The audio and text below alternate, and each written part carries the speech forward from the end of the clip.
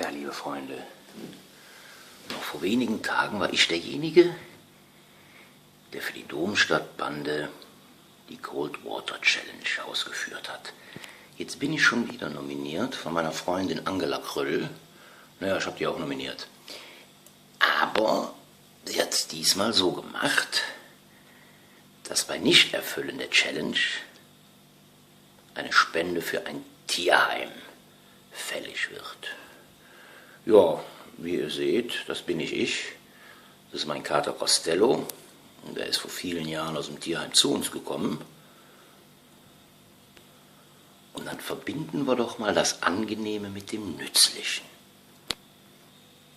Der Costello ist nämlich ein Typ, der ist wasserscheu.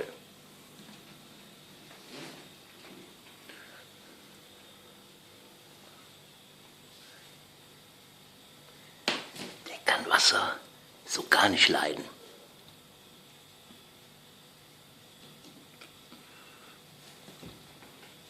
So, das muss für heute reichen.